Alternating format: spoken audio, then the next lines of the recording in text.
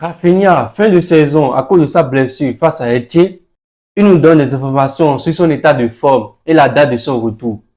Et il y a d'autres informations très importantes à partager avec vous, comme la conférence de presse d'Hansi Flick qui parle de douleur qu'il a pu ressentir après le départ de Dro. Il a parlé de Lamine Yamal, de Ferran Torres, de Baldé et plein d'autres personnes. Salut, c'est Didier, on parle. J'espère que vous allez bien. Donc, c'est le sujet dont on va en parler dans cette vidéo. Et n'hésitez pas à vous abonner, à partager et à donner vos avis dans les commentaires. On y va. Le Barça est à 12 millions d'euros d'atteindre le seuil de 1 pour 1 du fair play financier à la Liga.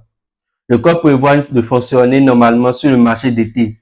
Les cibles sont un attaquant, un défenseur central. Le plan est sans Lewandowski. Pour ceux qui ne comprennent pas, il faut 12 millions que le Barça dépose à la Liga pour pouvoir recruter. D'abord, payer les 12 millions. Et maintenant, grâce à ces 12 millions, on aura le règle 1 pour 1. La règle 1 pour 1, c'est que lorsque tu vends un joueur, tu as la possibilité d'acheter un autre joueur. Voilà. Donc les 12 millions d'abord, on paye. Et après ça, on pourra vendre un joueur et recruter un joueur. Et dans cette information, il y a un attaquant qu'on doit recruter, il y a un défenseur qu'on doit recruter. Et d'autant plus qu'on sait déjà que Lewandowski ne jouera pas avec le Barça la saison prochaine parce que son contrat est fini. Donc il nous faut obligatoirement un attaquant, un remplaçant idéal bien sûr. On demande à André Iniesta s'il a envie d'entraîner le Barça un jour. Il nous dit, entraîner le Barça, on inspire toujours au maximum. Ce serait formidable. Je tiens à rappeler que André Iniesta, jusqu'à aujourd'hui, n'a pas encore la licence pour pouvoir entraîner un club. Mais je pense qu'il prend les procédures nécessaires pour entraîner un jour. Et je pense que s'il devient très performant avec certains clubs, il aura la chance de pouvoir entraîner le Barça parce que c'est une légende pour nous. Et je suis sûr qu'un jour, on lui donnera sa chance. J'espère qu'il réussira. Information sur Ter Stegen. Ter Stegen ne retournera pas au Barça. Il est sous contrat avec Girone jusqu'en juin. Barcelone précise que l'accord de prêt restera en vigueur jusqu'à la fin de la saison. Voilà, on voit que Ter Stegen est allé en prêt en Girone et franchement, ça nous arrange énormément pour le fair play financier et pour les revenus du Barça. Parce que Ter Stegen gagne énormément au Barça. Et d'autant plus qu'il ne joue pas. Il n'est pas le gardien principal, il n'est pas le gardien numéro 2. Il est jusqu'au niveau 3 là-bas. Et on l'a déjà dit bien avant que Ter Stegen, on n'a plus besoin de toi. Il va falloir qu'il trouve un nouveau club. Il a voulu insister. Voilà. Finalement, il s'est retrouvé à Girone en prêt et j'espère qu'il va performer là-bas jusqu'à ce que Girone aura la capacité de le recruter. Parce qu'il va falloir qu'on libère Ter Stegen qui a un gros salaire au Barça. C'est un bon capitaine par contre. Voilà. On le libère pour aller à Girone et voir faire sa saison là-bas parce qu'on est totalement satisfait de Joan Garcia. La saison qu'il nous fait, c'est incroyable. Très jeune, je vous dis, et il est très performant. Très heureux de la part de Joan Garcia pour tout ce qu'il a de faire depuis le début de la saison. Lors de la conférence de presse de Hansi Flick, il dit qu'il peut mettre en avant quelqu'un. Écoutez, je pourrais mettre en avant un joueur, Baldé. Il a fait un match fantastique à Elche, mais il a un énorme potentiel d'amélioration et c'est cela que nous travaillons. Parlons de Baldé, les amis. Depuis le début de la saison, franchement, Baldé, je suis très déçu de lui. J'ai pas compris. Baldé, la première saison qu'il a pu faire au Barça, c'était incroyable. Mais cette saison, disons la vérité, c'est pas du tout ça. À part l'accélération qu'il a, il n'arrive pas à faire les centres, c'est compliqué. Il doit totalement s'améliorer dans ce domaine. Les centres, les dribbles. Je sais que bon, c'est pas ton domaine principal, mais lorsqu'on te met en latéral gauche et Rafinha rentre à l'intérieur, on attend de toi des fois de faire la différence. Bon, c'est pas encore grave au moment où tu n'arrives pas à le faire, mais les centres, les amis, la lecture de jeu. Franchement, cette saison, il faut beaucoup d'amélioration de la part de Baldé parce que finalement, je pense qu'il stagne. Il stagne. On ne voit pas l'évolution de Baldé. Or, je pense qu'il a fait, c'est sa troisième saison au Barça, ça. On ne voit pas son évolution, on voit plutôt qu'il stagne.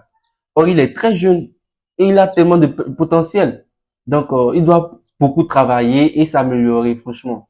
Et je pense que avec ça, on va voir un nouveau Baldé. Et il nous parle aussi de l'importance de Ferran Torres. C'est un joueur fantastique. C'est formidable de pouvoir compter sur lui. J'espère qu'il restera longtemps au FC Barcelone. Je suis également très content de Fermin. Deco fait un excellent travail. C'est une bonne nouvelle pour l'avenir du club. La prolongation de contrat de Fermin est une excellente nouvelle. Franchement, la formulation de Firmino Lopez, tout le monde est content. Parce que depuis que Dro nous a fait un coup bas, on est tous touchés. On sait que Firmino Lopez donc, prouve son amour pour le Barça depuis quand il est venu en équipe première. Donc tout est possible dans le foot. Donc on ne peut pas être sûr à 100% sur une information et parce que on a déjà subi ça aussi. Donc voilà. Merci beaucoup de la part de Firmino Lopez d'avoir prolongé. Et il parle des performances aussi de Ferran Torres. Ferran Torres, disons la vérité, il est très important pour nous actuellement parce que Lewandowski physiquement c'est pas encore ça. Et Ferran Torres nous apporte énormément dans le placement de jeu et dans le but. Parce qu'actuellement, je pense que Ferran Torres est le meilleur buteur du Barça. Regardez, Ferran Torres est le meilleur buteur du Barça. Oh, c'est le Ferran Torres qu'on a connu il y a 3 ans cela. C'était nul. Très nul. Mais il s'est amélioré. Il a vu énormément, il a reçu énormément de critiques. Maintenant, la seule chose que je peux lui reprocher et qu'il doit améliorer, c'est l'efficacité au campus. Certes, il marque beaucoup, d'autant plus qu'il est le meilleur buteur du Barça. Il rate énormément. La dernière fois qu'on a joué, il a eu plus de 7 occasions à lui tout seul. Il a marqué un but. Parce que le moment où tu reçois 7 occasions pour marquer un but, on va pas s'en sortir. Et on n'aura pas confiance en toi pour être un titulaire indiscutable au Barça. Vous voyez ce que je dis? C'est qu'il est très important. Et d'autant que il a prouvé plusieurs fois ici qu'il est très important pour le Barça. Et j'espère qu'il va rester longtemps. L'ambiance entre les joueurs est incroyable. Ils sont tous des amis. Je suis content de tous les joueurs. Nous devons conserver les joueurs qui peuvent être importants pour l'avenir du Barça. Ensuite, Flick, on voit tous ce que tu arrives à faire au Barça. Et on voit l'harmonie de tout ce qui se passe dans ce Barça. Et on voit l'amitié. Et on voit qu'ils sont en famille. C'est pas comme nos voisins, le Real Madrid, que tout va mal. L'ego est de trop. Ça, nous, si on a les grands joueurs, hein. Lamine Yamal peut avoir de l'ego parce qu'il a prouvé la saison passée. Rafinha peut avoir de l'ego parce qu'il a prouvé la saison passée. Lewandowski, n'en parlons pas. La carrière qu'il a pu avoir. Personne ne peut parler devant lui au Barça. Mais malgré ça, l'harmonie, la volonté de s'entraider. Voilà. Même Lewandowski voulait tirer un penalty. Il a pris ça. Il a remis ça à Rafinha. Non, il a remis ça à Lamine Yamal. Lamine Yamal, non, il a refusé. Il a remis ça à Rafinha. Parce que Lewandowski a marqué, Yamal a bien marqué. Ça reste Rafinha uniquement. Il a remis la balle à Rafinha. Rafinha peut marquer un but sur un penalty. Ça, c'est l'harmonie. C'est-à-dire, vouloir la volonté de son prochain. Et avec ça, on peut évoluer. C'est pas comme le Real Madrid, l'ego est de trop et ils vont pas se comprendre. J'espère qu'ils vont continuer comme ça et ils vont être nuls comme ça. Nous, on évolue à chaque fois et j'espère que on ira très loin. Ensuite, par rapport à Rashford, je suis très content de lui. Il a beaucoup de potentiel, mais comme toute l'équipe, il a une marge de progression. Je veux que chacun atteigne son plein potentiel. Marcus Rashford, j'en avais été jusqu'à maintenant, il n'a pas encore atteint le plus grand potentiel qu'il a. Parce qu'on a vu ce qu'il a pu faire à Manchester United avec plus de 30 buts. Maintenant, cette saison, disons la vérité au Barça, c'est bon. Je ne veux pas dire que c'est mauvais, c'est bon. C'était très bon. C'est parce que il revient d'une saison compliquée à Man U. Donc, il va falloir qu'il évolue peu à peu jusqu'à atteindre son meilleur niveau. Et on espère énormément qu'il réussira à atteindre son meilleur niveau. Mais je pense que le Barça a une clause de le recruter pour 30 millions d'euros. Si Marcus Rashford faut 30 millions d'euros, les amis, il faut le payer obligatoirement. Parce que sur le marché, si on analyse tout, un joueur de 30 millions, comme Marcus Rashford, ça n'y a pas. Si tu vois un joueur comme Marcus Rashford, mon gars, ça va aller à 50, 60. Marcus Rashford, oh lui, on connaît, on sait de quoi il est capable, on sait qu'il peut s'améliorer, on sait qu'il peut être un grand joueur. Donc voilà. Comme je l'ai dit, nous sommes satisfaits de la situation.